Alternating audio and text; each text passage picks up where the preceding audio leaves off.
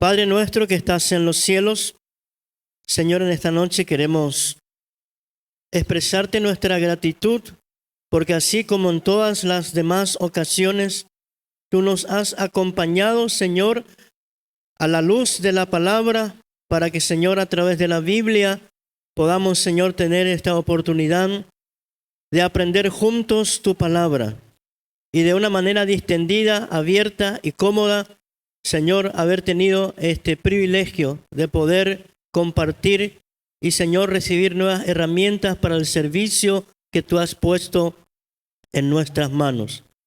Y al agradecerte, Señor, en esta noche queremos, como en las demás ocasiones, poner en tus manos este tiempo para que lo que vayamos a compartir hoy también, Señor, pueda ser de bendición para nuestras vidas. Señor, pueda ayudarnos, pueda dilucidar dudas y también, Señor, agregar, como siempre hemos dicho, Señor, algún nuevo valor, alguna nueva virtud para que podamos desarrollarlo en nuestro ministerio, en nuestra vida, en lo personal y, ¿por qué no, Señor, en aquello en lo que tú has predispuesto como tu propósito en nuestras vidas? Así, Señor, lo ponemos en tus manos en el nombre de Jesús. Amén y amén.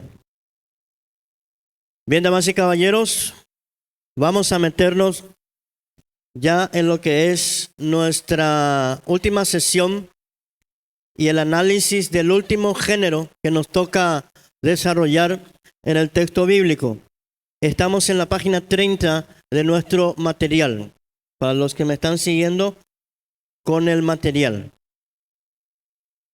Como ya hemos anunciado, hoy nos toca entonces hacer un acercamiento. Quiero antes que nada aclarar esa parte, que no vamos y no tenemos el tiempo, ni tampoco lo vamos a hacer, un análisis detallado de lo que es el Apocalipsis. Lo que tenemos aquí en el material es, como lo hemos hecho en todos los demás géneros, una explicación, una descripción a grandes rasgos en qué consiste o en qué consistía el género apocalíptico y profético a la vez y epistolar a la vez. Lo que vamos a hacer es un pantallazo a grandes rasgos de poder acercarnos de manera somera a lo que es el contexto del libro de Apocalipsis. Eso es lo que vamos a hacer en esta noche. Y seguramente dentro de esos atisbos de acercamiento al texto de Apocalipsis, van a surgir quizás los temas principales que obviamente presentan siempre las interrogantes, las preguntas, los debates que va en derredor al libro de Apocalipsis. Pero no vamos a poder hacer un análisis exegético de cada pasaje porque tenemos que terminar alrededor de las 21:15, ¿no es cierto? Entonces no vamos a poder cumplir con eso. Bien, hecha esta aclaración, como lo hemos hecho con todos los demás géneros, es un poco como decía, una amplia introducción. Bien, vamos comenzando entonces. Primero vamos a describir qué es lo que significa el texto, el título que tenemos en el manuscrito original, en la palabra de Dios, y qué significa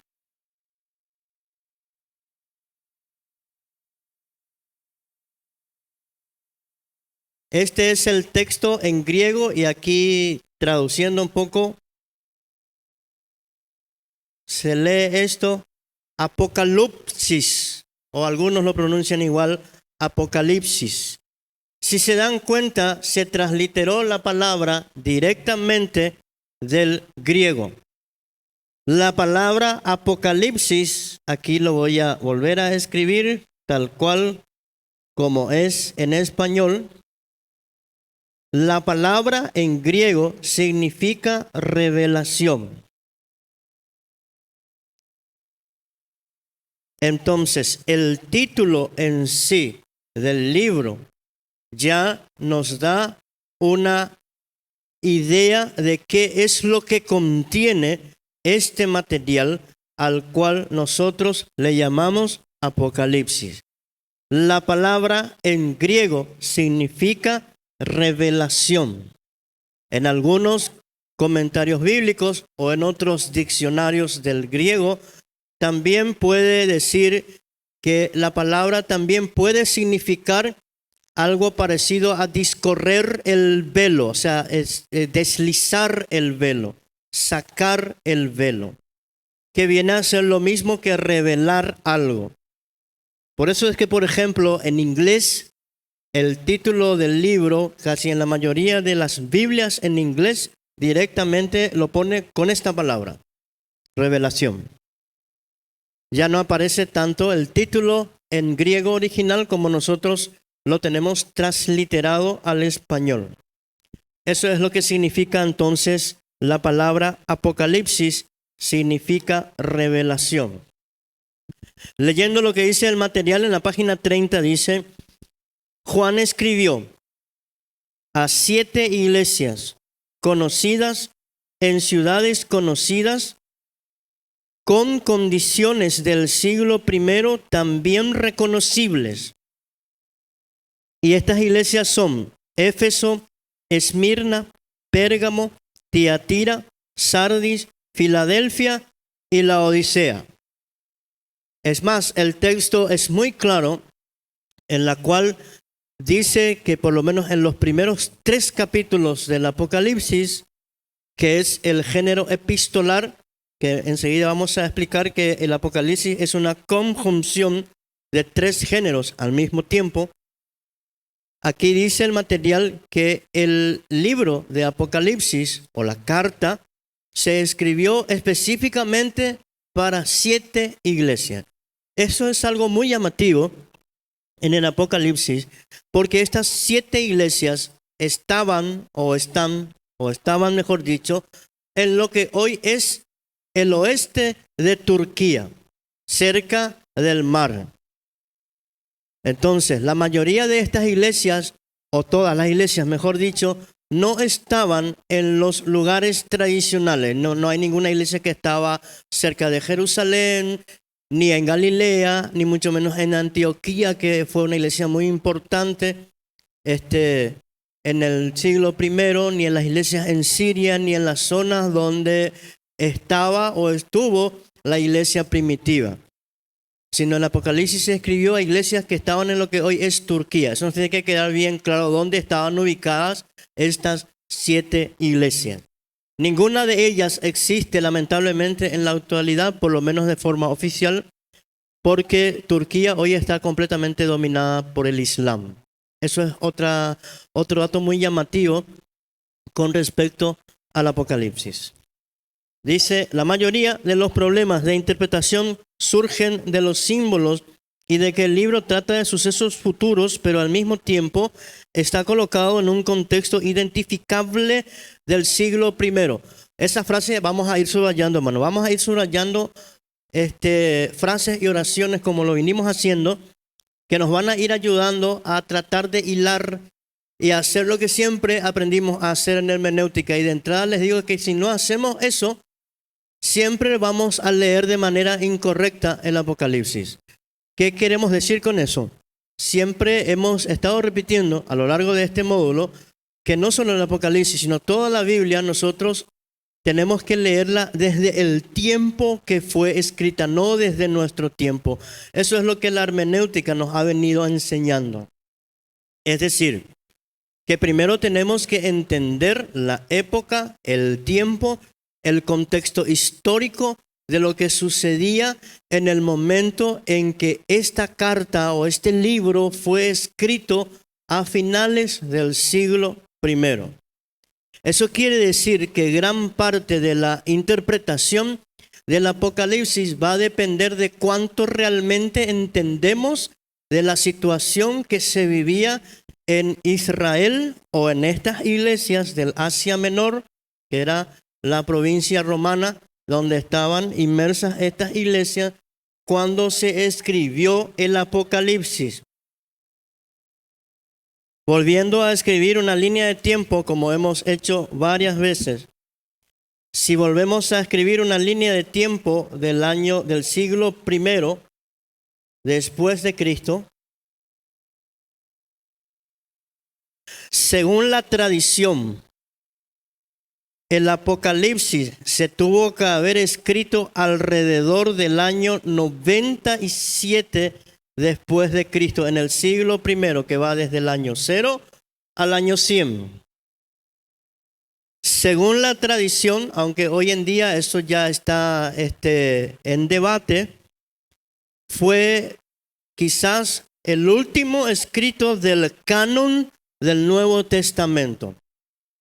Algunos eruditos creen que algunos materiales, alguna literatura del Nuevo Testamento se escribió después del siglo I, pero eso todavía no está comprobado. Si ponemos la cruz de Cristo aquí alrededor del año 30, si hemos aprendido que el primer texto del Nuevo Testamento se escribió en el año 51, Primera de Tesalonicenses, hemos aprendido que los evangelios no se escriben hasta el año 70 después de Cristo. Esto quiere decir, hermanos, que para cuando se escribe el Apocalipsis, varios sucesos históricos, varias situaciones, contextos de la naciente iglesia primitiva ya habían sucedido. Por ejemplo, ya todos los escritos del canon del Nuevo Testamento ya tendrían que haberse escrito para cuando llegamos al año 97. Ya las cartas de Pablo habían sido escritas, que están fechadas desde el 51 hasta el 66. Todos los evangelios a partir del 70 hasta el 80 y 90 ya se habían escrito, y todas las demás cartas. Haciendo un poco de historia, ya todos los apóstoles, según la tradición, ya habían muerto para cuando se escribe el Apocalipsis. El templo de Jerusalén ya fue destruido en el año 70 en una sangrienta guerra que terminó con una masacre en Masada en el año 71 después de Cristo. Israel sufrió una masacre por el mismo Imperio Romano, porque el mismo Israel se había sublevado contra el Imperio Romano, lo que llevó finalmente a la destrucción del templo en el año 70. ¿Por qué estoy diciendo esto, hermanos? Porque esto es importante entender, meternos en la historia del siglo I. Eso quiere decir, hermanos, que la iglesia y el pueblo judío había sufrido muchísimo, y fue un tiempo durísimo para el cristianismo, que era perseguido por el propio judaísmo, que también ya aprendimos, y también por el Imperio Romano, que declara el cristianismo ilegal, por un lado. Segundo, toda esta guerra que ya empezó en el año 66, termina en el 71 con la masacre de Masada. Israel vivía una época de mucho sufrimiento, tanto los cristianos como también los judíos. En ese contexto de terrible persecución, después de las persecuciones del emperador Nerón en el año 66 y del emperador que gobernaba durante la época de Juan de Patmos, era un momento sumamente difícil para el pueblo de Israel y también para los cristianos. No solamente para el pueblo de Israel, sino también para los cristianos que vivieron en esta época. O sea, la segunda mitad del siglo I después de Cristo es un cúmulo de situaciones históricas que en muchos casos van a marcar un hito en la historia, no tanto del judaísmo del Segundo Templo, porque para muchos el judaísmo del Segundo Templo finalmente termina justamente en el año 70, porque el templo es completamente destruido. Y va a comenzar una nueva etapa en la vida del judaísmo, del cual salió Jesús, sus apóstoles. ¿Cuál es el contexto real del cristianismo? Porque ya como hemos mencionado, el cristianismo tiene su ADN del judaísmo. Eso quiere decir, hermanos, lo que aquí dice el material, condiciones reconocibles del siglo I. Esto quiere decir, hermanos, que para finales del siglo I, cuando Juan de Patmos escribe el Apocalipsis, que le llegó a estas 7 iglesias, que él menciona justamente el libro de Apocalipsis, las iglesias estaban pasando una época muy dura. También ya hemos mencionado otro aspecto importante que tiene que ver cómo entendemos el Apocalipsis en su contexto histórico. ¿Qué es lo que yo estoy haciendo acá, hermano? Estoy haciendo un contexto histórico más ampliado del Apocalipsis. Voy a borrar un ratito. Otro aspecto importante que tenemos que entender, y lo va a mencionar enseguida el material allí, es un poco, agrandando un poco nuestra línea de tiempo.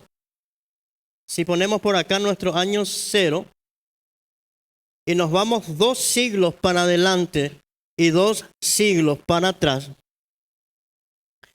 esta era una época entre el 200 antes de Cristo y el 200 después de Cristo.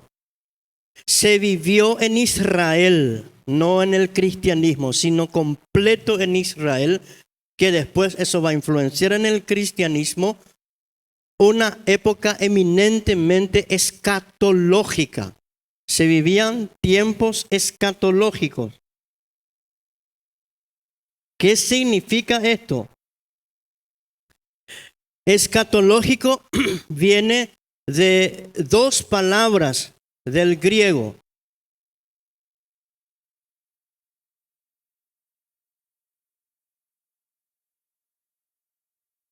Acá dice eschatos. Y eschatos en griego significa último. Y logía significa ciencia. Escatología entonces significa ciencia de los últimos tiempos. Entonces, eso significa que entre el 200 y el 200 después de Cristo, antes de Cristo y después de Cristo, se vivían tiempos escatológicos.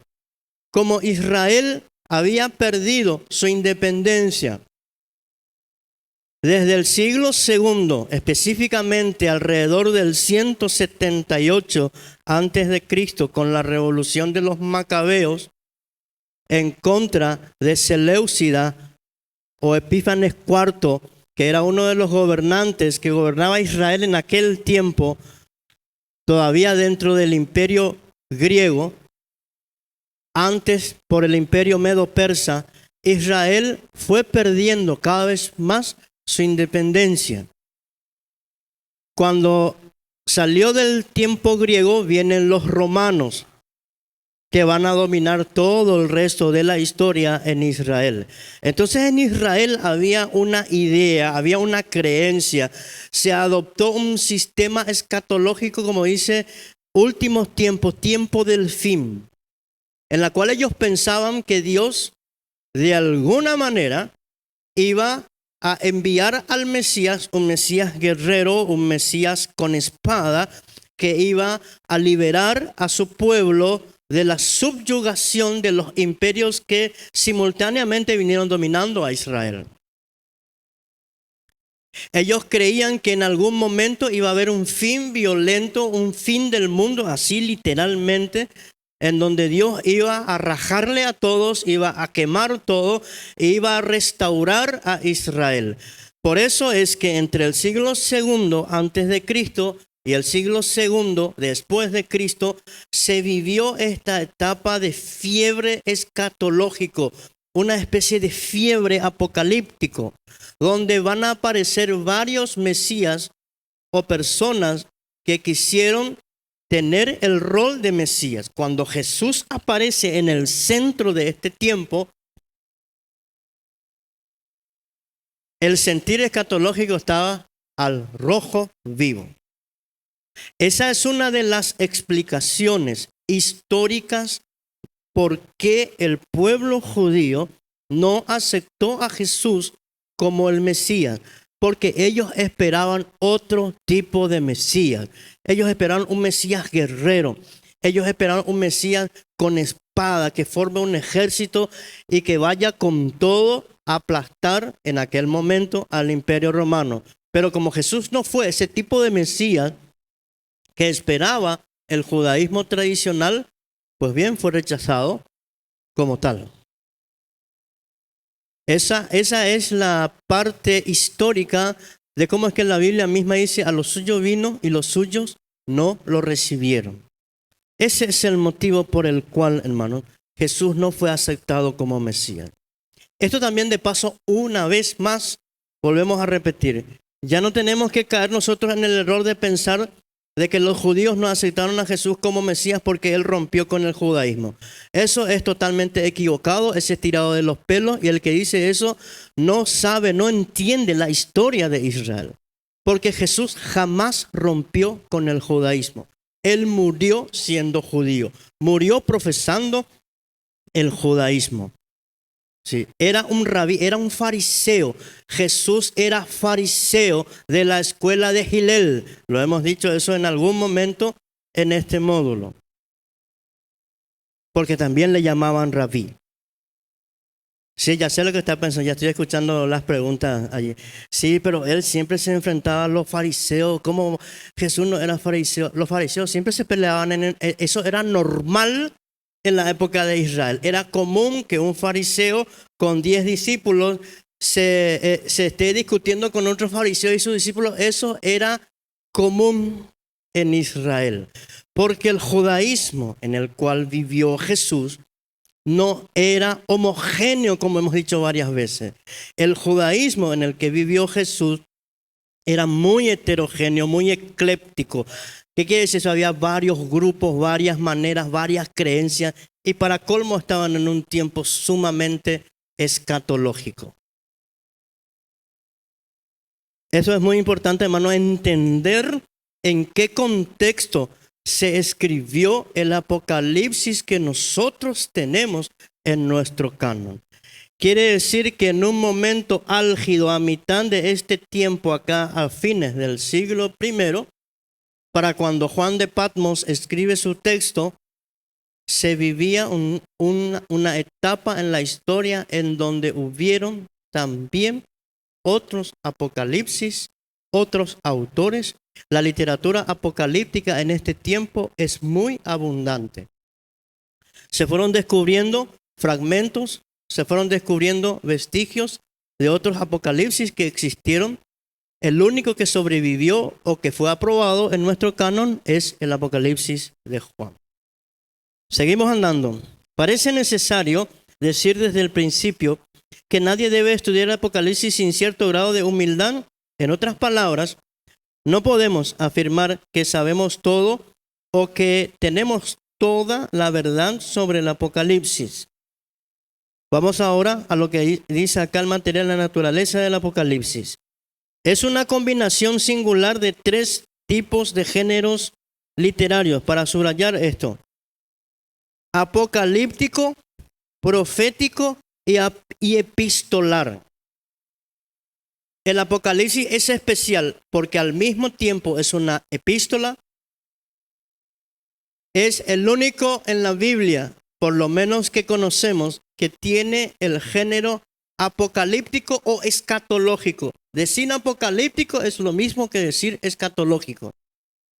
Apocalíptico porque narra los sucesos del fin de los tiempos, o como acá está en griego, de los últimos días.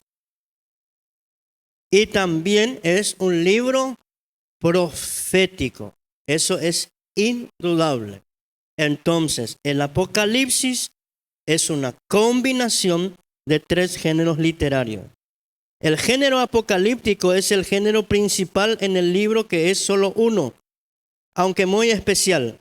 Fíjense lo que aquí dice el material. Entre docenas de apocalipsis, dice, que fueron bien conocidos de judíos y cristianos entre el 200 y el 200 después de Cristo. Ya hemos explicado esto. Entonces, el Apocalipsis de Juan no fue el único que se escribió.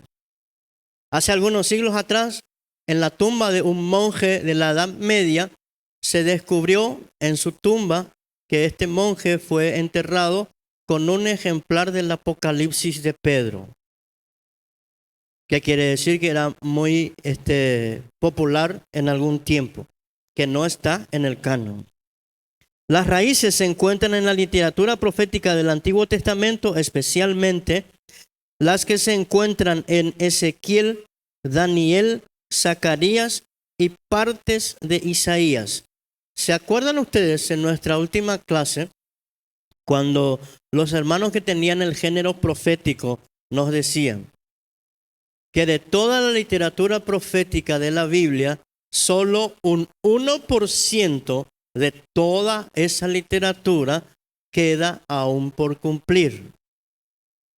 Y ese 1% es lo que aquí el material cita. Si se toma el Apocalipsis futurológicamente, las que están en Ezequiel, Daniel, Zacarías y en Isaías.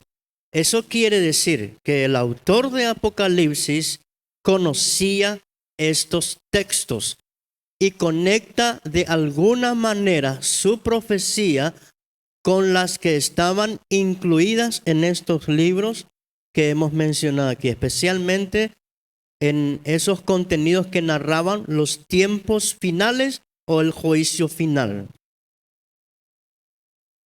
La literatura apocalíptica nació en la persecución y en tiempos de opresión, eso también ya hemos explicado. Los escritores de los libros apocalípticos esperaban la época en que Dios produciría un fin violento y radical de la historia, que significaría el triunfo del bien y el juicio final del mal. Subrayen eso, por favor, hermano. Acá otra frase muy importante. Ya explicamos, justamente eso es lo que estaba explicando recién como una especie de contexto histórico. Justo en el momento álgido en el que los judíos y cristianos esperaban que Dios traiga un juicio final, muere Cristo en la cruz, nace un nuevo movimiento y se escribe el Apocalipsis. Por eso es que cuando aquí hicimos, no sé si ustedes se acuerdan que aquí hicimos contexto histórico de Apocalipsis. Cuando acá al último, ¿se acuerdan ustedes cuando llamamos a tema? El tema del Apocalipsis. Por eso subrayamos esta frase. El triunfo final del bien y el juicio final del mal. Eso quiere decir, hermano, que para los hermanos que recibieron el texto de Apocalipsis, para ellos fue un mensaje de aliento en que la victoria final iba a ser de Cristo y su iglesia sobre el mal, con un juicio final. Eso significó el Apocalipsis para las personas que lo recibieron. Repito de vuelta, para los destinatarios, el Apocalipsis era un texto en la cual el objetivo era dar ánimo a los creyentes que no la estaban pasando bien, entregando un mensaje de que el triunfo final iba a ser de la iglesia de Cristo sobre el diablo y el mal, con un juicio sobre el mal. Eso significó el Apocalipsis para ellos. Ahora, cuando nosotros preguntamos qué significa el Apocalipsis para vos, rara vez alguien va a responder el triunfo final de Cristo sobre el mal. Para nosotros el Apocalipsis suele significar totalmente otra cosa. Porque uno no piensa en triunfo final. Uno no piensa en ánimo, ¿verdad? Si es que no hemos hecho este tipo de estudio sistemático del Apocalipsis. La mayoría cuando lee el Apocalipsis lo primero que te pregunta es, ¿quién va a ser el anticristo, pastor? ¿Qué es el anticristo? ¿El número de la bestia va a ser algo físico? ¿Va a ser algo real? ¿Cuándo viene el fin? ¿Va a haber un arrebatamiento? ¿La iglesia va a pasar la gran tribulación? Esas son las preguntas que uno se hace cuando escucha el Apocalipsis. Pero tenemos que entender, hermanos, que esos detalles, por lo menos por lo que se sabe históricamente, para los destinatarios no era lo más importante. Porque lo más importante en la mente del autor y de los destinatarios era, vuelvo a repetir, no la estaban pasando bien, porque Juan mismo estaba preso por causa de su fe en la isla de Patmos, según él cuando escribe la carta, por eso se le llama Juan de Patmos. Y la iglesia perseguida, todos los apóstoles ya habían muerto. Tenemos que meternos, hermanos, en el año 97 del siglo I. ¿Usted se imagina, hermano, todos los apóstoles muertos, asesinados, ajusticiados? Nerón en el año 66, como dijimos en la última clase, decretó que todos los líderes judíos, por la revolución que justamente empieza en el año 76, que va a terminar con la destrucción del templo en el 70, decreta que todos los líderes religiosos judíos, sin excepción, tenían que ser asesinados. Por eso la tradición dice que en el 66 muere Pedro y también muere Pablo, porque no se distinguió entre cristianos y judíos. ¿Me están entendiendo? Se les masacró a todos los cristianos en esa época. La persecución siguió hasta tiempo después, en el que llega la época en la que Apocalipsis es escrita. ¿Usted se imagina los cristianos con sus líderes muertos? ¿Usted se imagina la iglesia? ¿Cuál iba a ser el ánimo, el tenor anímico de la iglesia a finales del siglo I? El Apocalipsis se escribió con el objetivo de recordar a esa iglesia golpeada, diezmada, masacrada y perseguida, que la victoria es de Cristo y de su iglesia. O sea, se escribió para dar ánimo. Pero nosotros lo que menos buscamos en el Apocalipsis es buscar ánimo. Nosotros siempre tenemos esa picazón, ¿no es cierto? Ese deseo de buscar en lo futuro qué es lo que va a pasar, ya va a venir Cristo, ¿cuándo va a venir Cristo? Y esa pregunta vamos a tratar de responder esta noche. Sí. Buscar justicia. Era para ellos. Nosotros buscamos quién es el anticristo en el Apocalipsis. Es muy interesante, hermano. Se dan cuenta de que aquí, valga la redundancia, nos damos cuenta de que cuando dejamos de leer la Biblia desde el tiempo que se escribió, se nos pierden algunos detalles importantes. Bueno, vamos a seguir. Se presenta en forma de visiones y sueños y en un idioma críptico con significados ocultos. Esto también vamos a subrayar, hermano. Idioma críptico. ¿Qué significa críptico? Significa que el autor está escondiendo el verdadero significado de sus visiones. Lo encripta. ¿Para qué encriptó Juan esos mensajes? Y aquí no hay forma de explicarlo de otra manera, hermano. Es volviendo otra vez al contexto de finales del siglo I, él lo encripta porque no podía decir en forma abierta lo que sentía. No podía decir de forma abierta que el Imperio Romano iba a sufrir el juicio de Dios. No podía decir de forma abierta que la iglesia iba a salir venciendo. Tenemos que tratar de entender eso, hermano, porque si Juan se le iba la mano y también los otros autores se le iba la mano, todos los cristianos iban a terminar muertos, iban a ser masacrados. Entonces, como una manera quizás tal vez de protección, como una manera quizás tal vez de precautelar la salud de una iglesia ya diezmada, ya bastante disminuida en cuanto a líderes, y para colmo con muchos otros grupos de cristianos raros que ya iban pululando, como ya hemos dicho, los gnósticos y los otros grupos de cristianos, se iba complicando la cosa. Entonces Juan, por eso probablemente decide encriptar y lo pone por primera vez, quizás, como va a decir después un santo muy importante que vivió en el 185 en adelante. lo va a hacer en forma alegórica.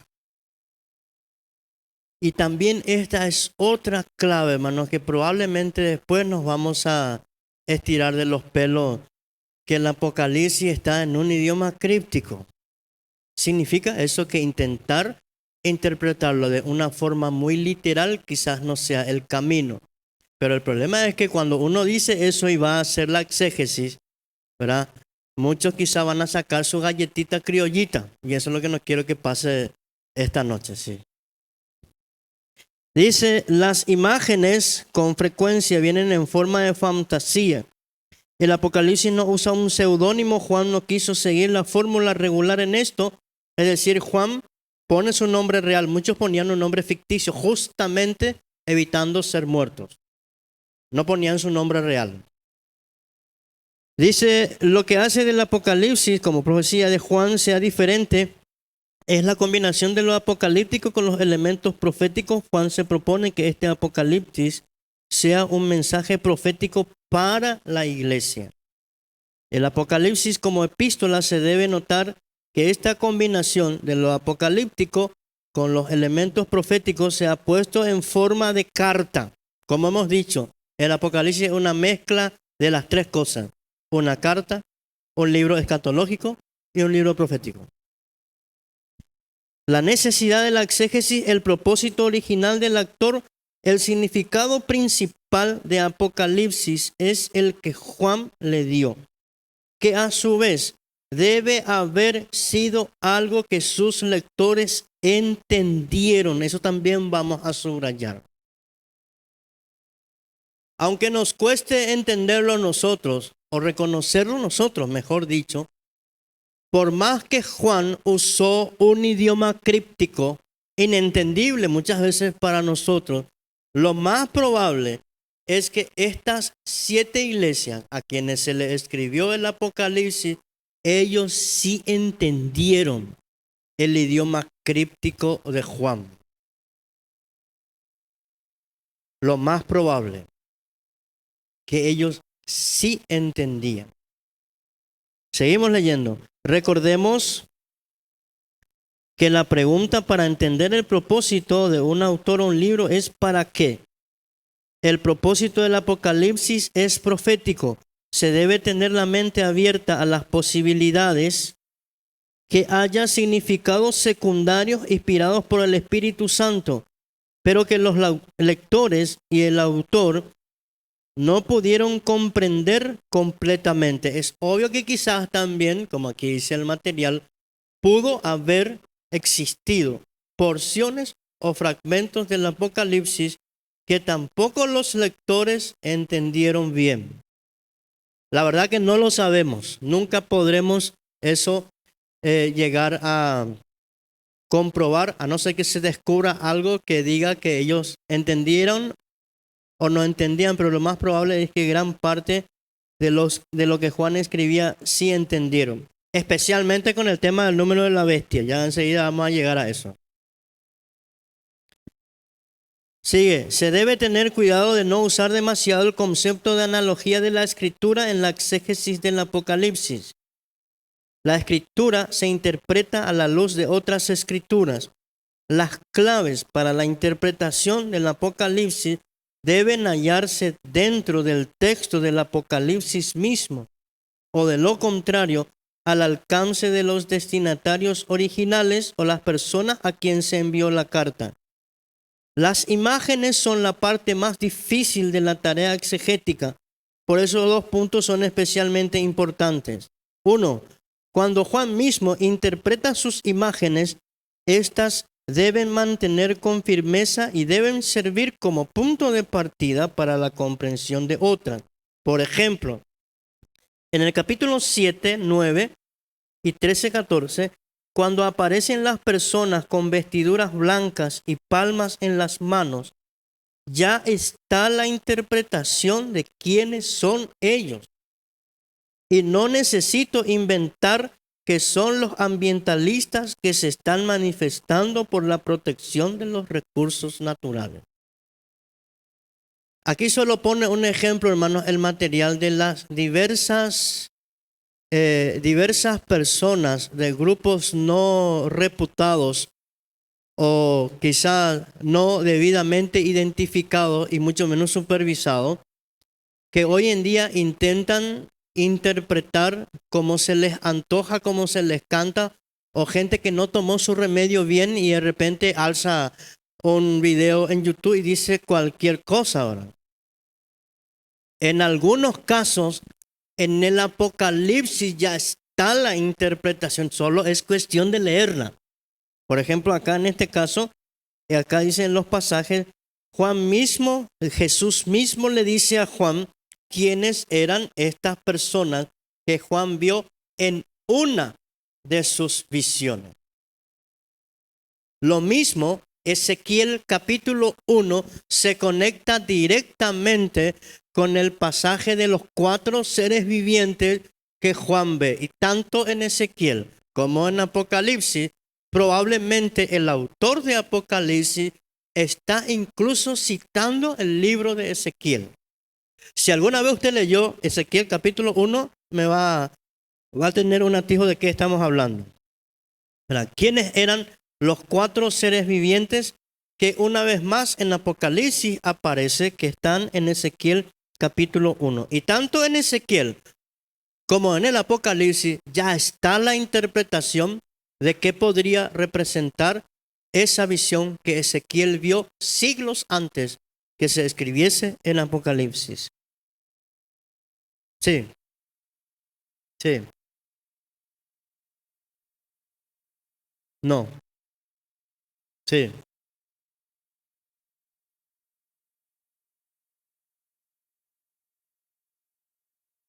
sí,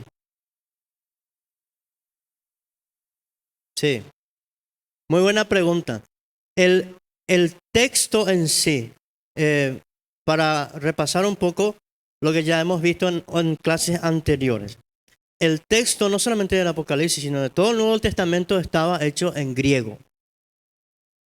Eso es indudable. Sí, el griego común. Si es el Juan que la gente cree que es, Juan usaba el griego koine, un griego muy simple. El griego más fácil de entender es el griego de Juan. Sí. Es un lenguaje muy sencillo, fácil. Estoy hablando fácil de traducirlo, fácil de entenderlo cuando uno lo lee en griego. Por eso es que hay una certeza de que el autor del Evangelio, las 3 cartas y el Apocalipsis son probablemente la misma persona. No sabemos quién Juan es, por eso siempre decimos, en el caso del Apocalipsis, Juan de Patmos. Si eso se escribió a finales del siglo I, probablemente en el año 97, hay un hiato, un espacio que no se tiene ninguna copia ni fragmento de los originales. Autógrafo, lo que el compañero aquí está diciendo, autógrafo significa una copia original. No hay ni uno, nada no hay de la Biblia, ninguna copia original. Ya hemos hablado en este módulo que las copias completas de la Biblia, completa del Nuevo Testamento, los más antiguos, datan del siglo IV. Antes de eso no existe una copia completa del Nuevo Testamento.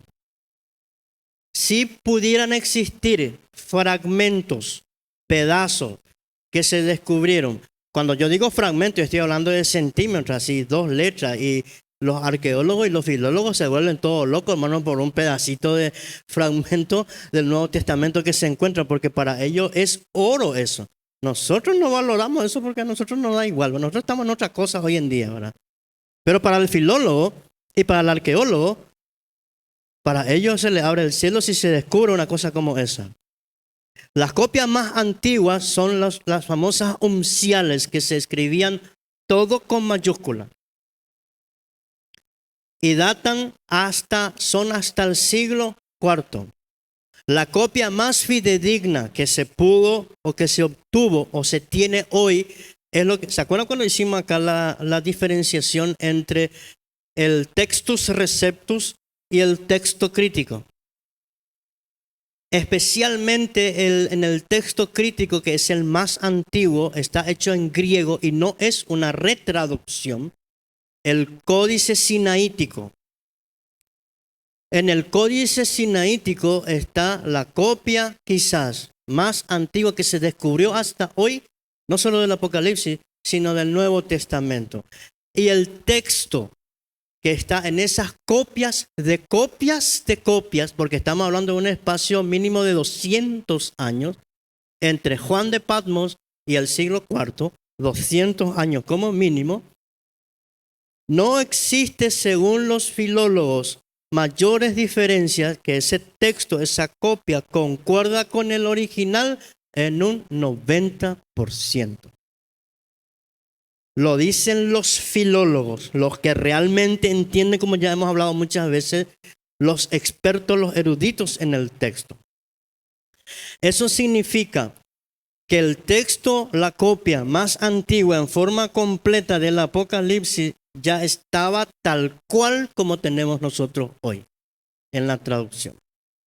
Ahí le voy respondiendo. La segunda pregunta era: ¿quiénes son los que desencriptan eso? ¿Quiénes son los que descifran eso? Volviendo a repasar este mismo tema que ya habíamos hablado, pero como estamos hablando del Apocalipsis es importante volver a mencionar.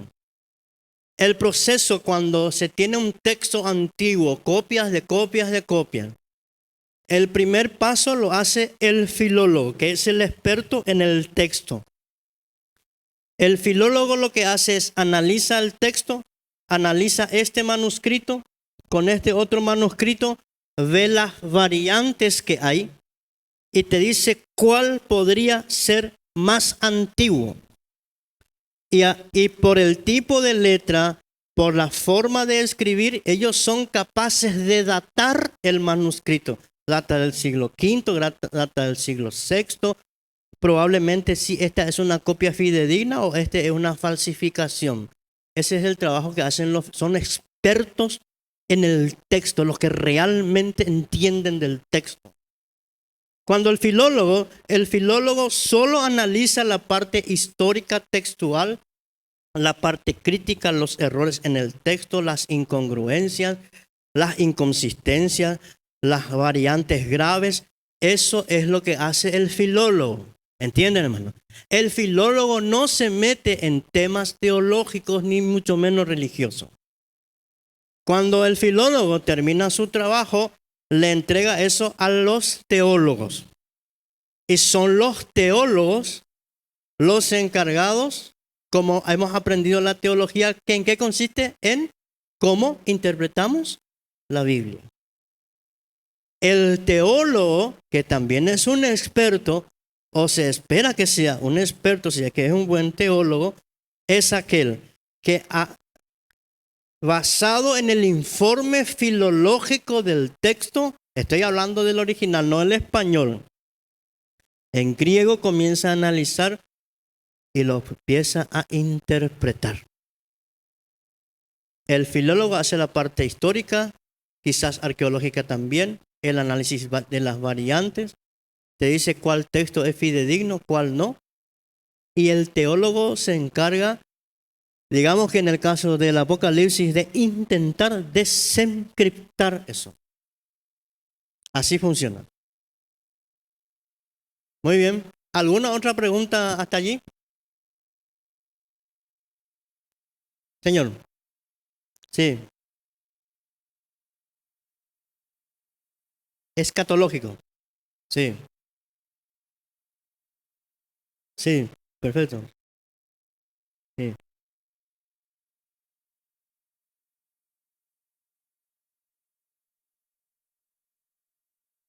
Sí.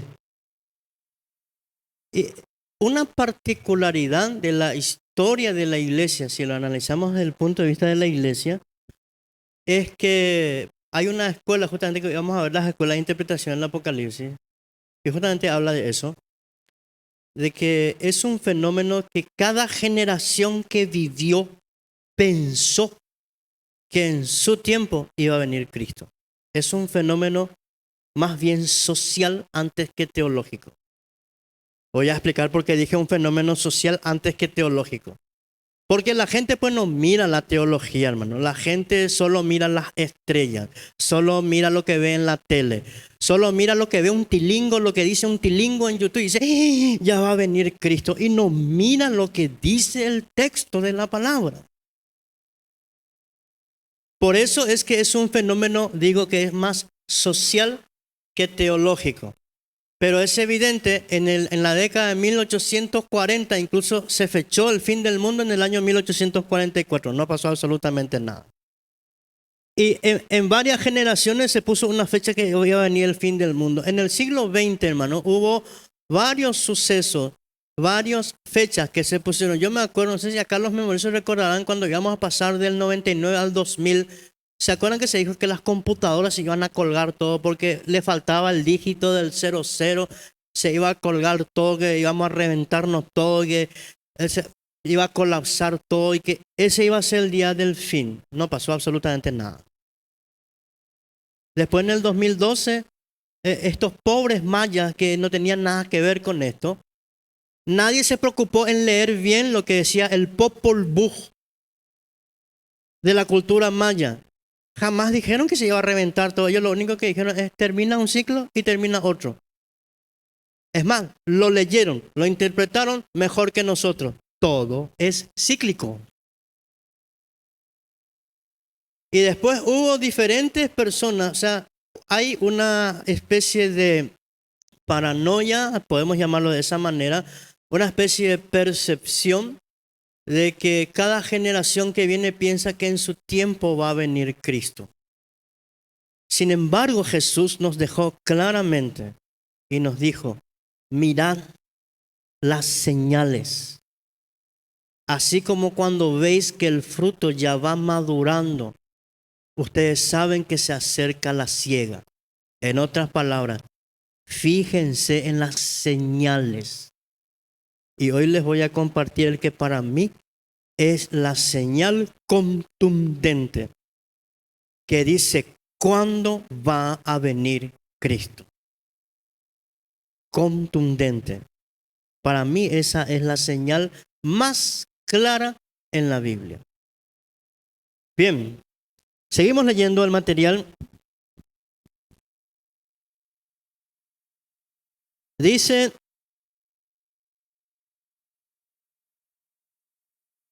en abajo, el Apocalipsis rara vez trata de dar un relato cronológico, fecha por fecha y detallado del futuro. Eso también vamos a subrayar, por favor. ¿Qué significa lo que dice ahí nuestro material? Que el Apocalipsis, como piensan algunos, no está ordenado cronológicamente. Eso tenemos que grabarnos, hermano. Ese es un error pensar o leer el Apocalipsis y pensar que los sucesos que narra Juan con respecto a los tiempos del fin está en ese orden, capítulo 1, capítulo 2, capítulo 3, etc. ¿Cómo entonces está ordenado el Apocalipsis? El Apocalipsis es un bucle. ¿Qué quiere decir eso? Es como una espiral. El Apocalipsis narra los tiempos del fin en forma cíclica. ¿Qué significa eso? Juan comienza a narrar los sucesos del fin y pareciera que cuando llega el fin vuelve a comenzar. Y en realidad hay como 3 relatos del fin que van una adentro de otra y parece un bucle. Por eso es que se dice que el número 7 es la clave en Apocalipsis. Apocalipsis comienza con el mensaje a las 7 iglesias. Después hay un intervalo entre el capítulo 4 y el capítulo 5. Después pasa a los 7 sellos. en donde Juan divide los eventos del fin en 7 sellos. Pareciera que cuando llega al 7º sello, termina todo. Pero justo en el 7º sello, vuelve a comenzar otra serie de 7, que son las 7 trompetas. Y los eventos que narra entre cada trompeta son ahora más graves que se va agravando. Y cuando pareciera que llega al fin, en la 7ª trompeta vuelve a empezar otro bucle que son las 7 copas de ira. Entonces pareciera que Juan narra los eventos del fin 3 veces o en 3 ciclos. Por eso se dice que está dividido en forma cíclica como un bucle en grupos de 7. El 7 es un número clave en Apocalipsis. Todo es 7. Incluso entre este y este, Juan también narra los 7 truenos, pero que no parece un ciclo. O sea, cada trompeta tiene sus eventos. Cada copa de ira tiene sus eventos. O sea, pareciera ser que Juan encriptó el relato del fin de 3 maneras. Porque esa es la única forma de leer bien el Apocalipsis. Por eso se dice que no necesariamente es un orden cronológico. Estamos hablando ya del texto de Apocalipsis. El motivo es la clave para la comprensión del contexto histórico y explica bien el propósito del libro. Juan mismo estaba en el exilio por su fe y otros también estaban padeciendo por el testimonio de Jesucristo. En cuanto al contexto literario, en este aspecto del Apocalipsis se parece más a las epístolas que a los profetas. El libro es un todo creativo y estructurado.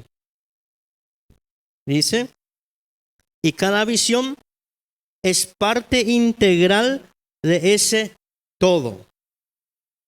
Esa es la manera, hermanos, que tenemos que mirar en la Apocalipsis. Nos va a costar un poco ahora, pero yo le animo que haga lo que yo siempre le dije que tratemos de hacer. Una época de vacaciones, una época larga de tiempo libre. Siéntese a leer el Apocalipsis de una vez y se va a dar cuenta de que no está ordenado cronológicamente. El tema es que nosotros leemos todo pejenguepá. Leemos todo así por parte. No leemos de corrido. Y hay que recordar que la regla, que cuando es una epístola, debemos leer todo de una vez. Es largo, yo sé. Pero les puedo asegurar, hermano, que cuando uno se toma el tiempo y de una sentada se lee los 22 capítulos del Apocalipsis, te puedo asegurar que vas a tener otra perspectiva. El tema es que nosotros tomamos los pasajes y los vamos entresacando y analizando por separado. El Apocalipsis es un todo, es un bucle. ¿Entienden? Por eso a veces es importante entender esa circunstancia con respecto a comprender lo que dice el Apocalipsis. Dice, los problemas hermenéuticos en contraste con los otros géneros, los profetas y el Apocalipsis a menudo hablan de cosas que todavía no habían sucedido para ellos.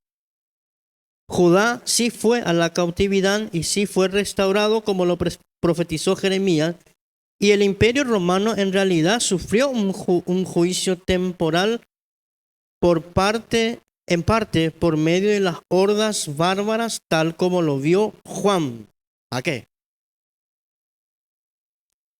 El Apocalipsis es la palabra de Dios para consuelo y aliento a los cristianos que sufren. Las imágenes del futuro son solo eso, imágenes, los cuadros que tienen el propósito principal de expresar la certeza del juicio de Dios, no significan prontitud. Tengamos presente lo que dice la palabra en 2 de Pedro 3:8, que para el Señor un día es como 1000 años y 1000 años como un día. Los cuadros donde lo temporal es ligado a lo escatológico no se deben considerar simultáneos, dice. ¿Por qué no se debe considerar simultáneo? Porque acabamos de decir que no necesariamente es uno detrás de otro. Y acá el punto que nos va a meter en un lío terrible. La figura del anticristo, para marcar y subrayar esto que pone acá el material. En los escritos de Pablo es una figura definida. Es una persona para Pablo. En Apocalipsis 13 y 14 viene en la forma del emperador romano. Subrayamos eso. Su apariencia parece escatológica, pero en Primera de Juan se generaliza al referirse a los gnósticos que invadían la iglesia.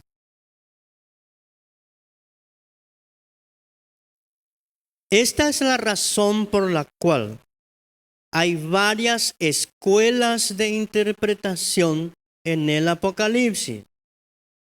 Porque la figura del anticristo en la Biblia no es muy bien definida. Dice aquí, para Pablo es un tipo, una persona. Y vamos a leer, hermano. ¿Dónde está eso? Segunda de Tesalonicenses. Vamos a abrir todas nuestras Biblias, por favor.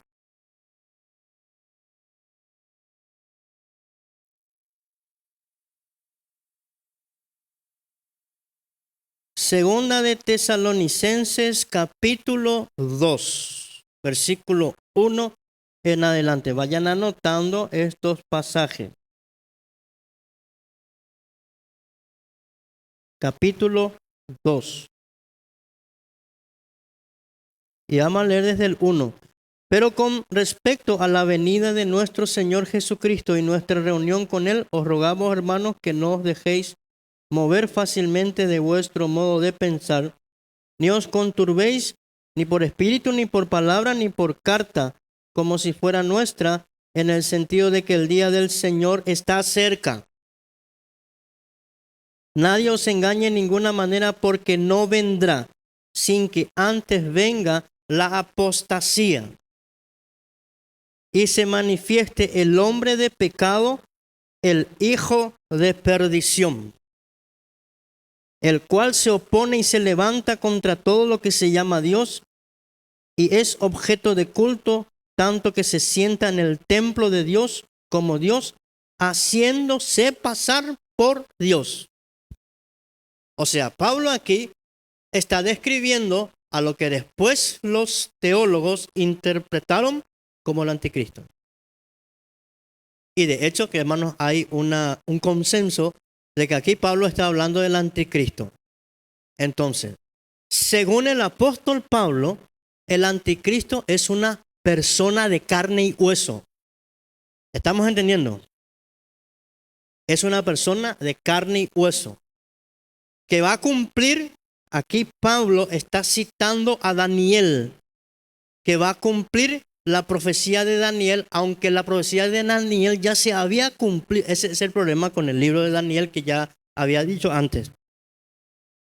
Que iba a venir una apostasía en donde, según Pablo, el anticristo va a entrar en el templo a hacer un sacrilegio en el templo. Por eso se lo llama hijo de perdición. Entonces, la figura del anticristo en el pensamiento paulino, o sea, de Pablo, es una persona de carne y hueso. Vayamos ahora, y acá lo extraño es que si estamos de acuerdo de que este mismo Juan es el autor del Apocalipsis, vamos a ver lo que dice en Primera de Juan, capítulo 2. Versículo 18. Primera de Juan, capítulo 2, versículo 18. Hijitos, ya es el último tiempo, y según vosotros oísteis que el anticristo viene. Así ahora han surgido muchos anticristos. Por esto conocemos que es el último tiempo. Según este pasaje, los anticristos son muchos, no solo uno. Y según los eruditos que leen en el texto original, no en español, aquí Juan se refería a los gnósticos, que por lo menos en este pasaje ya habían venido varios anticristos y van a seguir viniendo, no como una persona, sino como un sistema que se opone al cristianismo. Porque dice, ya vinieron varios anticristos. Bueno, ahora vamos a ir al Apocalipsis. Apocalipsis, ¿cómo lo presenta Apocalipsis? Capítulo 13. No vamos a leer todo porque es largo y no tenemos tiempo. Donde Juan presenta al anticristo como la bestia. Y en el capítulo 13,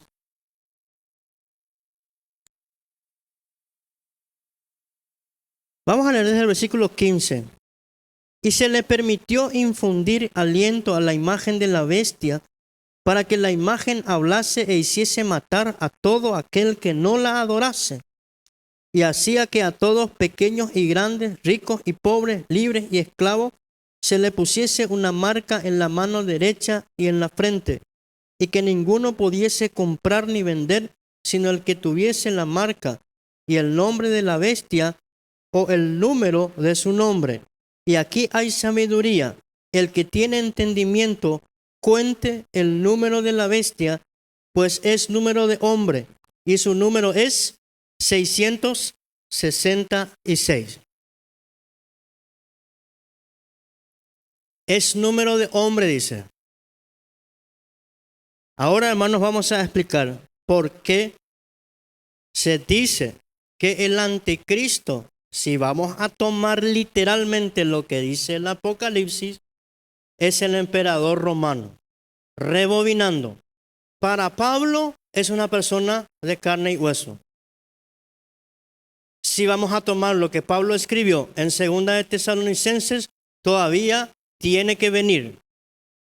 Según Primera de Juan, eran los gnósticos. Si tomamos Primera de Juan en forma futurológica, no es una persona, sino o es un grupo de personas, o es una asociación, es un conglomerado que está en contra de Cristo. Y según lo que dice aquí el texto, mayormente hay una escuela que está muy bien documentada sobre esto, que dice que el anticristo era el emperador romano. ¿Por qué? Porque dice, el que tiene entendimiento que cuente el número de la bestia porque es número de hombre. ¿Qué querría decir eso? Lo que Juan estaba haciendo es, como todo está encriptado, él encripta el nombre del anticristo y lo encripta en el estilo en que se hacía en su época. Porque en la época del siglo I había una costumbre de que uno podía escribir su nombre en números. ¿Por qué? Porque cada letra del alfabeto griego vale un número. Y lo interesante es que también cada letra del alfabeto hebreo también vale un número. Y esto se comprobó cuando en un yacimiento arqueológico se descubrió una inscripción donde una persona llegó a escribir: yo amo a la mujer cuyo número es, y puso el número, y haciendo probablemente la conversión salía el nombre Ana. O sea, uno podía escribir su nombre en números. Hoy mismo usted puede hacer esto cuando llegue en casa. Quizás, ¿dónde sabemos? A lo mejor acá tenemos a la bestia, ¿verdad? Porque vos, ahora es fácil, vos en Google pones, escribir tu nombre con letras griegas, si sabes escribir o si podés hacerlo, es muy fácil en Google. Y cada letra va, y suma un poco, vamos a ver, por si acá, a lo mejor usted, señora, está durmiendo con la bestia. A ver, simplemente uno escribe su nombre como se escribiese en griego. Usted, por ejemplo, señorita, ¿cómo es su nombre? Milagro. Ah, ¿y usted? Leticia. Leticia se escribiría así en griego. Leticia dice ahí, en griego. Entonces yo en Google me voy y veo lambda, epsilon, tau y sigma, la i y la alfa. ¿Cuánto vale? Y acá me va a dar una cifra y voy a sumar acá. 600 y algo, ¿verdad? ¿No es cierto? Bueno, lo increíble, hermanos, es que, y aquí quiero que me presten atención y de paso vamos a dilucidar una duda que ya me habían preguntado en privado. El número en la mayoría de los manuscritos es 666. Pero hay un manuscrito muy importante que el número no es 666, el número es 616. Es un manuscrito griego muy antiguo. Entonces los eruditos empezaron a ponerse en el debate, ¿cuál es el número correcto? ¿Por qué hay dos números? Porque en algunos manuscritos que forman parte incluso del texto crítico, el número es 616, no 666. Pero lo increíble, hermano, es que haciendo la conversión, en hebreo, o era al revés, no recuerdo bien, da exactamente este nombre. Nerón César.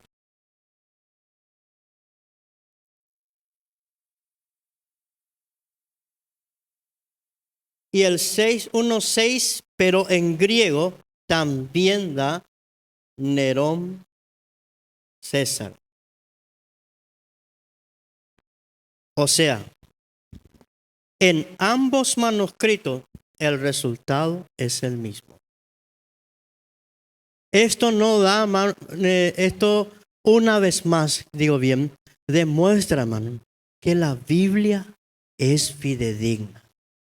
Hay dos números, pero ambos dan la misma persona. Significa que no hay un error. Unos lo pusieron con la grafía hebrea y el otro está en la grafía griega. Y siempre da el mismo resultado. Nerón César. Sí.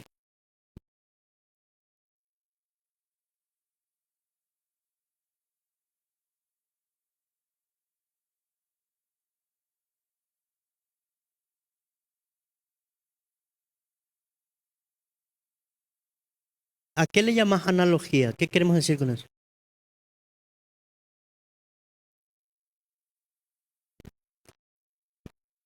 Ujú. Sí,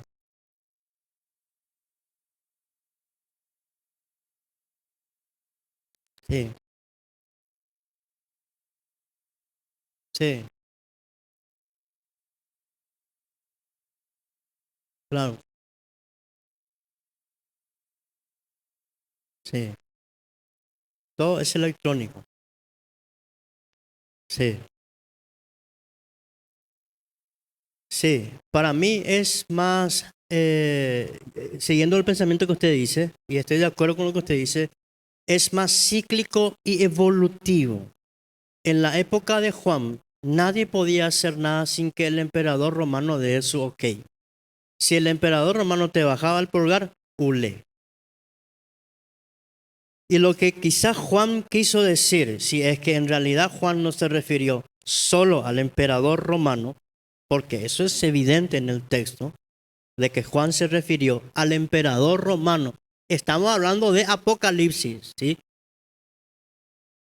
Si eso es en forma genérica, porque Nerón ya estaba muerto para cuando Juan escribió. Domiciano era el emperador cuando Juan vivía, pero Juan no iba a poner Domiciano si no lo iban a matar. Por eso él encripta. Pero como Nerón es el emperador, lo que él está queriendo decir es que el anticristo para Juan o para el Apocalipsis es el imperio romano, el emperador. Así es sencillo. Sí, tranquilo, no, por favor, no se corten las venas con gallo, tranquilo nomás. Sí. Esa es la interpretación filológica histórica del texto. Es por eso, hermanos, que siempre, y aquí, antes que terminemos, en el tiempo que me queda, que siempre a mí el tiempo, yo estoy peleado con el tiempo. Sí, por favor. Sí.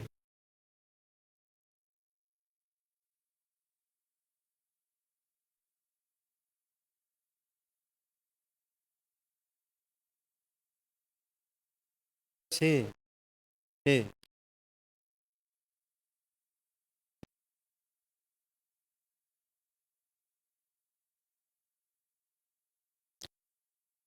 Sí, exactamente. Por eso yo siempre lo cito a este erudito que a mí me gusta mucho y no es cristiano, lamentablemente, ¿verdad? Pero es un gran maestro. Por eso siempre decía Adolfo Reutemann, nosotros pues ya somos el resultado de 2000 años de reflexión teológica y en el siglo XXI influenciado por un montón de cuestiones, películas, videos, ¿verdad? Etcétera. Por ejemplo, nuestra idea del infierno es más de Dante Alighieri que de la Biblia. Nosotros nuestra figura del diablo, del demonio y del infierno no es bíblica. Nuestra idea del infierno es de la Divina Comedia. Un tipo que no era cristiano. La obra de Dante Alighieri. Dante Alighieri escribió la Divina Comedia en el siglo XIV y más o menos en el mismo tiempo, sigo lo que dijo el pastor, ¿verdad? En aquella época no había películas, pero sí había pinturas. Sandro Botticelli pinta el infierno de Dante en un cuadro que es así de chiquitito. Ponga ahí en internet y va a ver que cuando usted llega a casa, la pintura de Sandro Botticelli. Desde Dante y desde Sandro Botticelli en el siglo XIV hay un cambio en el entendimiento de lo que era el infierno. Por eso, hermanos, es tiempo de volver a la Biblia. ¿Qué es lo que la Biblia dice del infierno? Y si usted me pregunta qué es lo que dice del infierno, francamente no nos dice demasiado. Bien, antes de entrar en esta última parte, hermano, que quizás va a ser la parte más delicada de nuestra clase como cierre de lo que es el Apocalipsis, cuando hablamos de señales antes del fin, y si tomamos el Apocalipsis como una profecía real del fin de los tiempos, tenemos que siempre partir de la premisa que en teología debemos aprender a respetar las demás posturas, que no todos van a creer lo que yo creo. Que quizás yo tengo que hoy hacerme dar, ¿será que lo que me enseñaron es realmente lo correcto? Porque a vos te enseñaron así. ¿Y quién te dice a vos que te enseñaron bien? ¿Dónde comprobamos eso? ¿Por qué estoy diciendo esto, hermano? Porque en la exégesis, en la teología, en la comunidad teológica internacional, en la exégesis reputada, hay 7 maneras de interpretar el Apocalipsis, que se conocen como las 7 escuelas de interpretación del Apocalipsis. Las 7 tienen base bíblica sólida. Cualquiera de los 7 podría ser. Cuando yo voy a describir acá, yo no estoy imponiendo, yo estoy haciendo mi trabajo de maestro de describir las opciones. Señor. 7, exactamente, sí. Señora. No es que se contradicen, sino tienen posturas diferentes, no se pelean entre ellas. Nosotros, bueno, que nos peleamos entre nosotros a veces, ¿verdad?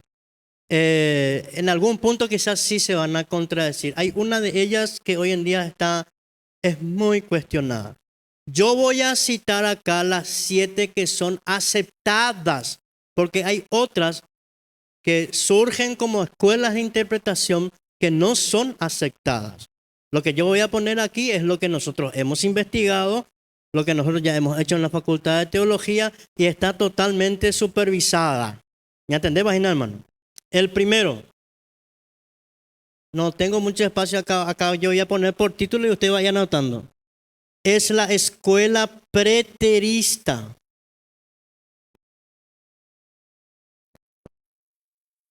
La escuela preterista, la palabra viene de pretérito. ¿Y pretérito qué es?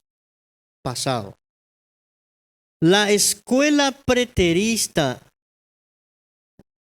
enseña y establece que el Apocalipsis ya se cumplió todo. Que el Apocalipsis no es futurológico. Que el Apocalipsis ya no es para nuestro tiempo y ya se cumplió todo. Que el anticristo, tal cual como lo hace el estudio exegético, era el emperador romano. Que el juicio de Dios vino sobre el imperio romano y allí se cumplió el objetivo de Apocalipsis, que era el triunfo de la iglesia sobre la bestia y la gran Babilonia. La bestia es el emperador romano o el anticristo y la gran Babilonia o la gran ramera es el imperio romano para esta escuela. Y se cumplió cuando, en 2 etapas, cuando Constantino se convierte al cristianismo y la iglesia finalmente prevalece y sale de su situación de persecución. ¿Se acuerdan de Constantino? Ya hemos hablado de eso en clases anteriores.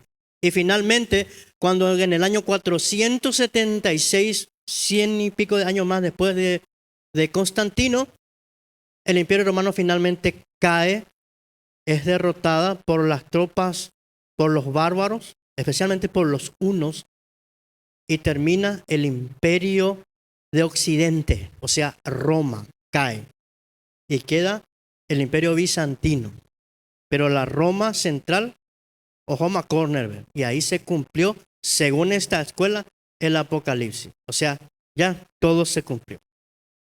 Sí, tranquilo, yo ya sé lo que usted está pensando, ya, pero eso dice esta escuela. Segundo, la segunda escuela es la escuela historicista.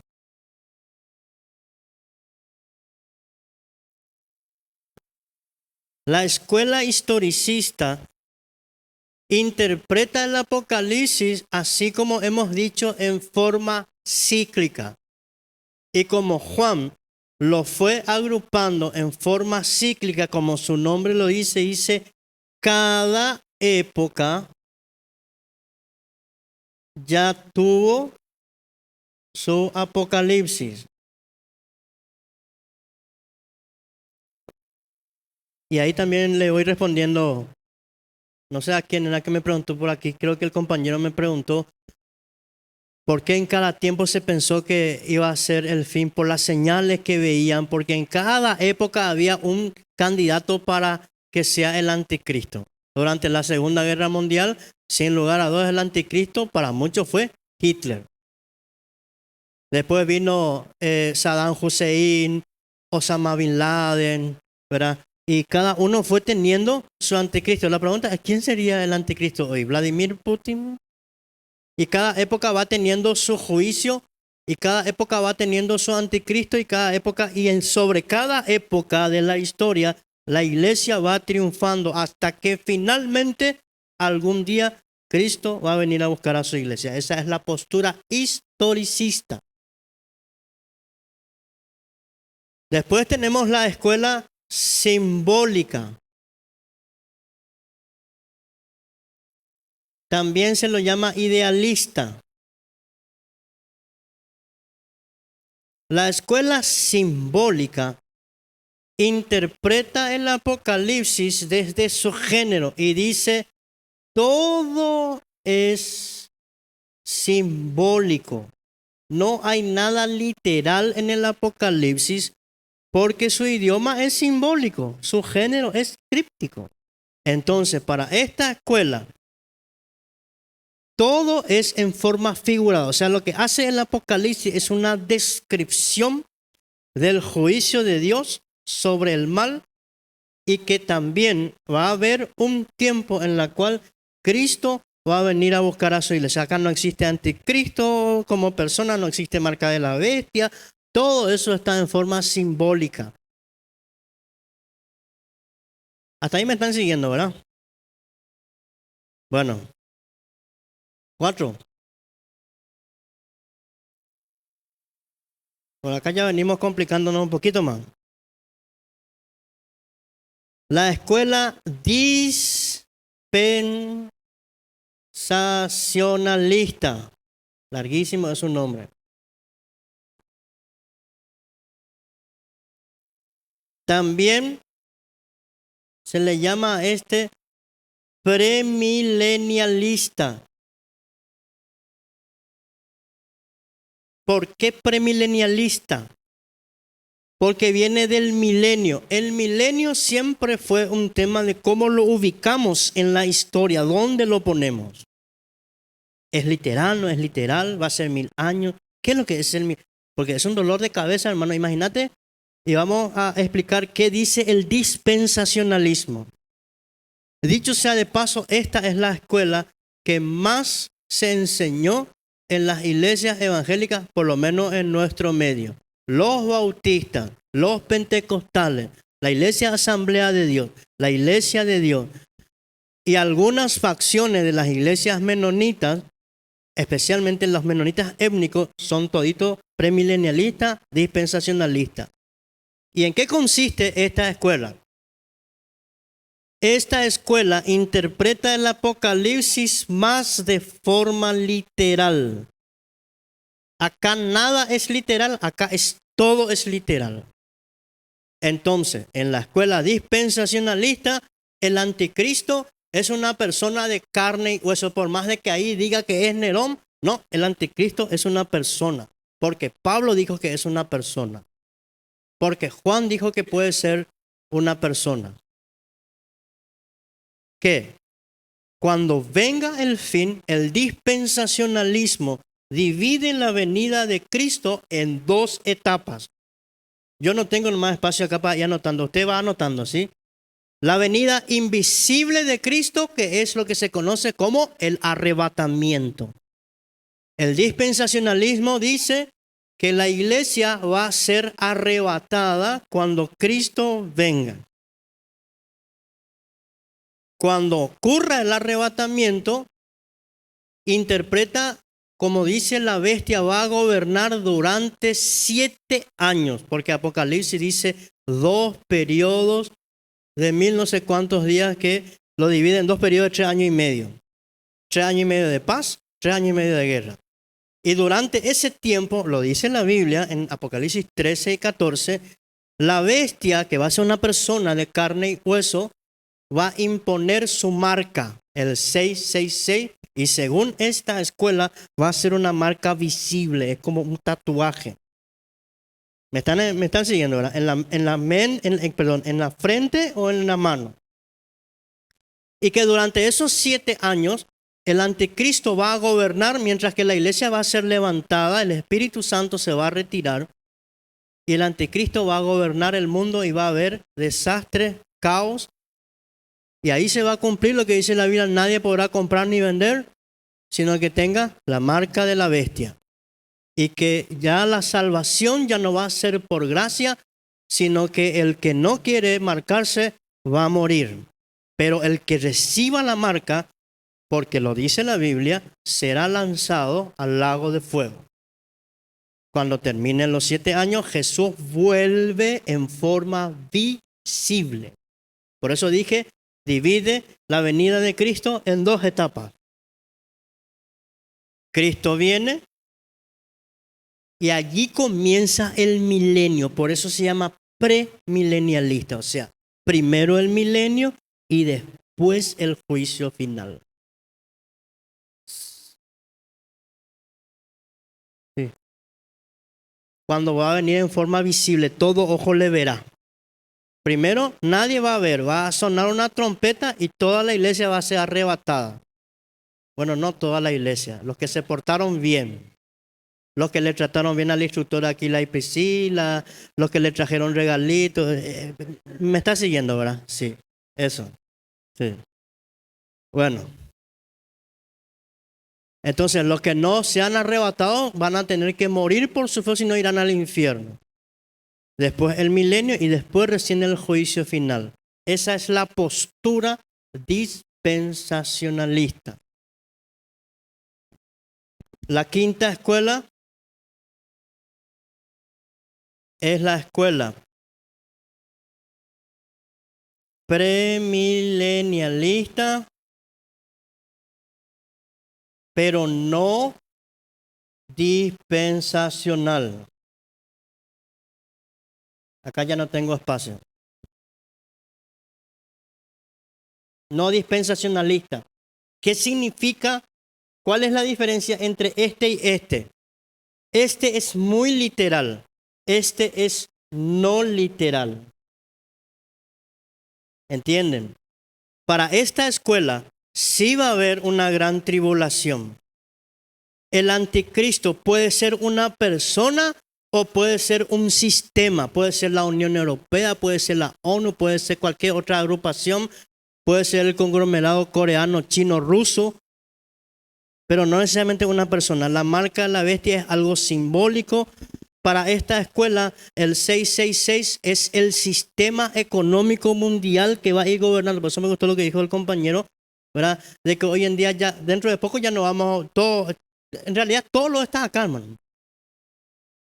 Sí. Imposible ya es que vos te escapes.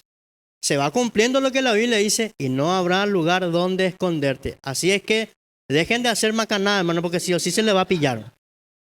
Sí, sí.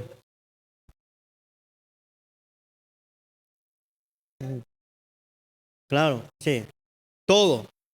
La darknet es lo que, ¿cómo se pronuncia, traduciría eso en español? El internet oscuro. Exactamente. Vayan a investigar qué eso es y ahí van a saber. Ahí está todo. Todo. Sí, sí. Todo hoy en día ya está informatizado. Entonces, esta escuela dice que el anticristo, incluso es la deep web, o sea, el internet oscuro, no es una persona. Para esta escuela no existe el arrebatamiento. No, la iglesia va a pasar la gran tribulación, pero va a salir victoriosa. Dicho sea de paso, hermano, escúchenme que por favor, la única escuela que dice que va a haber un arrebatamiento es el dispensacionalismo. Ninguno de los otros cree que va a haber un arrebatamiento. ¿Por qué? Porque en realidad en Apocalipsis no dice que va a haber un arrebatamiento. No dice en ningún lado. Entonces la pregunta es, ¿de dónde sacamos eso nosotros? De Tesalonicenses. Pablo es el único que lo dice. Como no podemos discutir al apóstol Pablo, se tomó eso y lo dice solo una vez. No cumple el requisito hermenéutico que se tiene que repetir en otro pasaje. Por eso hay escuelas de interpretación que no creen que vaya a haber un arrebatamiento. Por eso, lo otro, porque esta escuela interpreta de forma muy literal el Apocalipsis. Esta escuela también cree que primero es el milenio y después el juicio, por eso se llama premilenialista no dispensacional, o sea, no literal. Bueno, esas son las primeras 5 escuelas. Sí. Anotaron todo, pero tengo que borrar, hermano, pues ya no tengo espacio, ¿sí? Muy bien. Falta 2 nomás ya. No.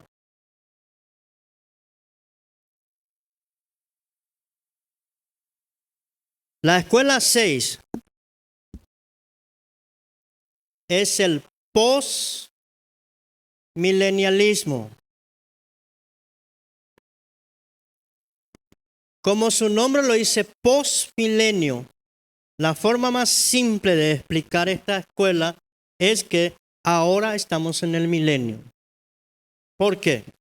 Porque esta escuela interpreta el milenio como su nombre lo dice, es el reino de Cristo y de su iglesia, que ahora está gobernando Cristo a través de la iglesia y su Espíritu Santo. Que ahora Cristo lo controla a través de la iglesia y el evangelio se está predicando.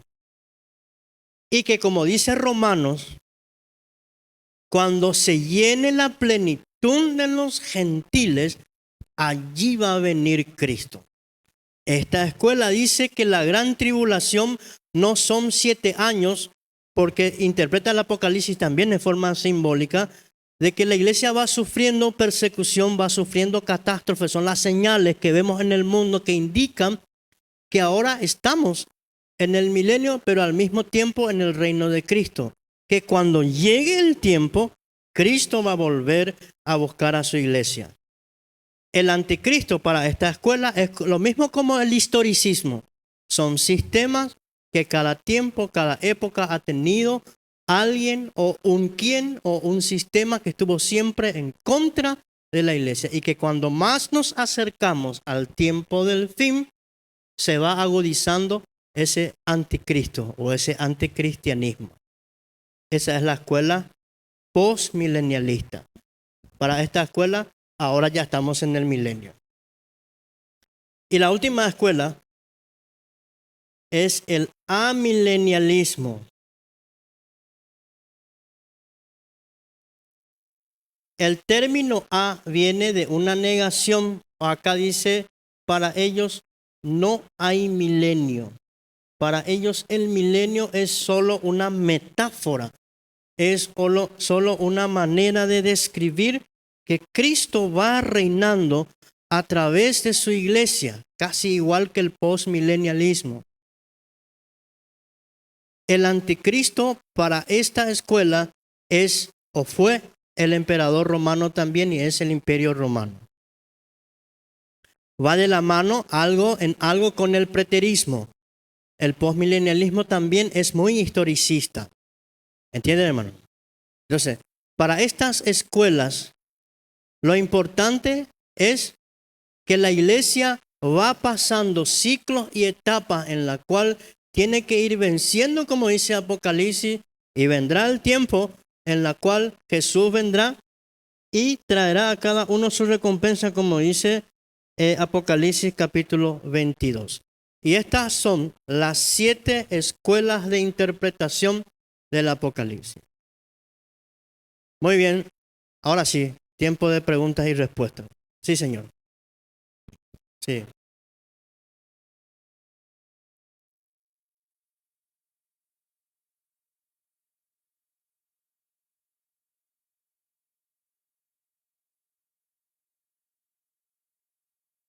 El dispensacionalismo.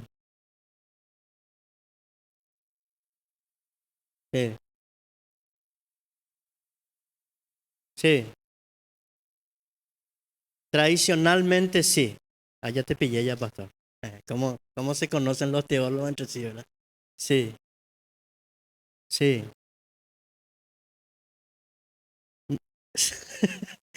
No es que yo la tenga, sino en la Biblia, sí. Porque nadie es dueño de la verdad. Le respondo al compañero, aclarando más que es lo que la Biblia nos dice. Mateo 24:14. Y será predicado este evangelio del reino en todo el mundo para testimonio a todas las naciones. Y entonces vendrá el fin. Para mí esta es la señal más contundente en la Biblia. ¿Sabe por qué, hermano? Y discúlpenme, como ya es la última clase, me puedo desquitar un poquito antes de irme. Porque a mí me tienen podrido con este tema. Ay, profe, viste, se escuchó la trompeta, que ni que trompeta ni que nada. No viste el maremoto, viste el terremoto. Y yo siempre respondo lo mismo. Siempre hubo terremotos durante todas las épocas. Siempre hubo guerra. Siempre hubo problemas sociales. En la guerra entre Ucrania y Rusia siempre ya dijeron, no, ya va a ser el fin, hay Putin, ya es el anticristo. Siempre hubo guerra. Sí, sí, ¿verdad?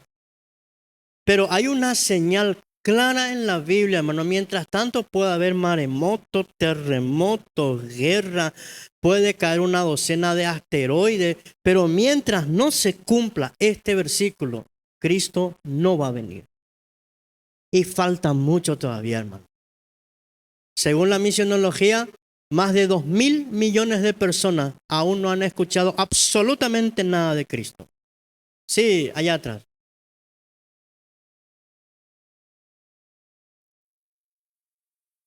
Esa es la postura dispensacionalista.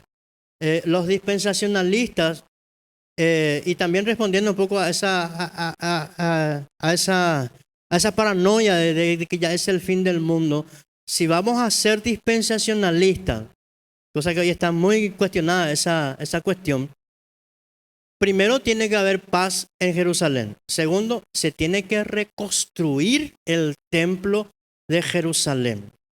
Y no hay ni indicios que eso va a suceder porque donde estaba el templo, porque ahí se tiene que construir, no se puede construir otro lado, donde estaba el templo ahora está la mezquita de la roca, el domo, la mezquita de los musulmanes, y anda a sacarle a los musulmanes allí. ¿Qué le así? Vamos a echar todo tu templo, vamos a hacer nosotros templo. Ah, sí, adelante, metele si que. A la ejecutada ahora. Mientras eso no se derribe de alguna manera o algún día, cuando los musulmanes digan, bueno, vamos a permitir que echen toda nuestra mezquita más importante porque está en Jerusalén y construyan ustedes su templo. Ahí recién si es que tomamos literalmente lo que dice el dispensacionalismo. Por eso es que a veces la gente se enoja conmigo cuando yo digo esto que voy a decir ahora. Por eso yo humildemente creo, y no soy el dueño de la verdad, que en esta generación Jesús aún no va a venir. Ni siquiera en la siguiente, hermano. Porque falta mucho todavía. Lamentablemente, la iglesia pierde más tiempo en buroreices que en predicar el evangelio. Pierde más tiempo en diferencias doctrinales y en cosas irrisorias que preocuparse si realmente está cumpliendo la comisión de Cristo para que se cumpla lo que dice la palabra en Mateo, que se predique el evangelio a toda criatura. Y si somos dispensacionalistas, falta mucho todavía. Sí, acá y allá atrás. Sí.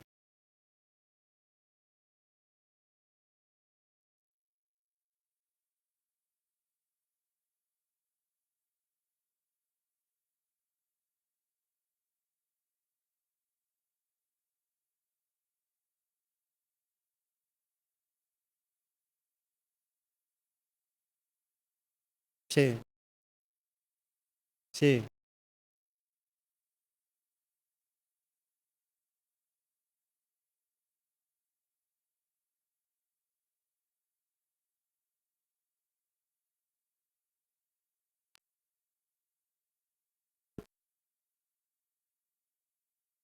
Sí. Sí. Sí. Le respondo con mucho respeto. Lo que pasa es que en nuestro contexto, el dispensacionalismo es lo que se enseñó, pero no todos los cristianos creen en eso. Juan Calvino y Lutero eran historicistas. Ellos no eran dispensacionalistas. Muchos teólogos hoy en día tampoco no son dispensacionalistas. El dispensacionalismo tiene muchas lagunas, aunque es la más popular. Pero no todas las iglesias evangélicas y los líderes, ¿verdad? Incluso un líder, un pastor puede no ser dispensacionalista, pero en su iglesia se enseña el dispensacionalismo. ¿Entienden? Y respeta, porque respeta su tradición. Yo, por ejemplo, tengo muchos problemas con el dispensacionalismo. Sí, pero ya te pillé hace rato, ya te pillé yo, pastor. Sí. Allá atrás y después, sí.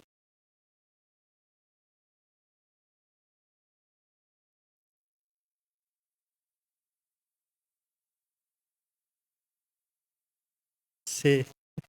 Siempre me preguntan eso y por ética yo no suelo decir cuál escuela me gusta más, porque no debo hacerlo, ¿verdad? Eh, Sí, claro, eso sería imponer, ¿no es cierto? Yo me crié con el dispensacionalismo, pero siempre me parecieron que había muchas... Lo que sí puedo decir es que yo no soy dispensacionalista, con mucho respeto, no quiero que se enojen conmigo. El 4 no soy, hasta ahí le puedo decir. Pero eso no significa, hermanos, que no va a haber un arrebatamiento. Quizás sí, quizás no. Pero para los que estudian muy detenidamente no están muy de acuerdo con eso. Que eso no significa que yo voy a rechazar al que sí dice que la iglesia no va a pasar la gran tribulación. ¿Verdad? Lo hacemos siempre en el marco del respeto. ¿Sí? Allá, hermano.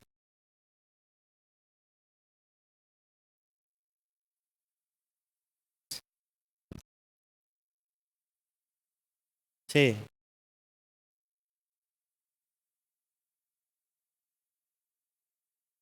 sí, sí, sí. Hay más de 2000 tribus, de 2000 naciones que no tienen todavía ni un solo versículo de la palabra de Dios traducido en su idioma.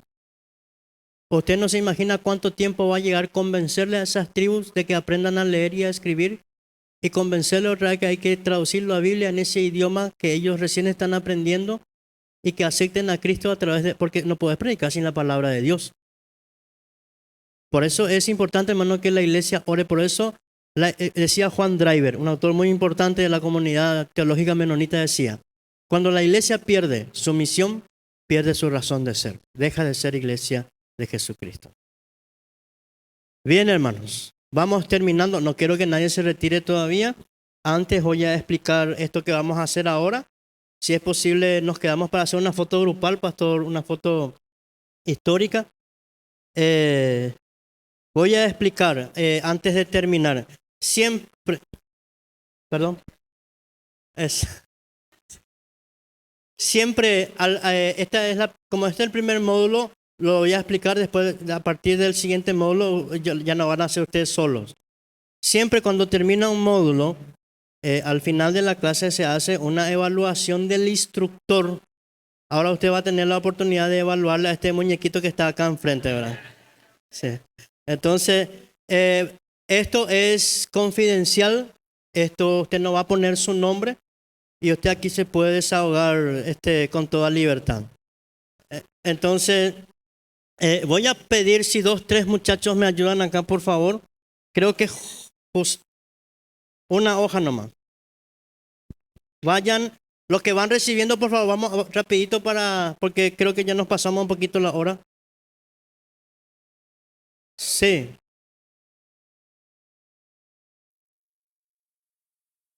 sí,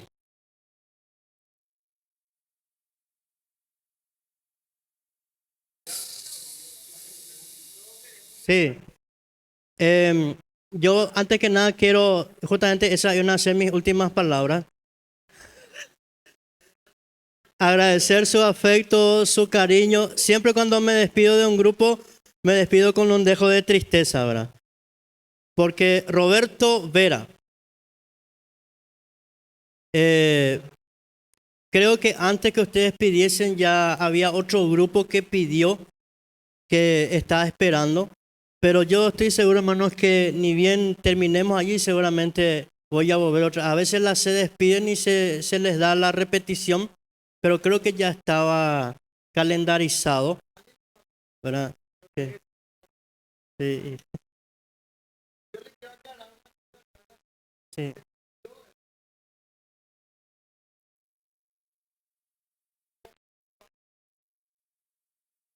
sí,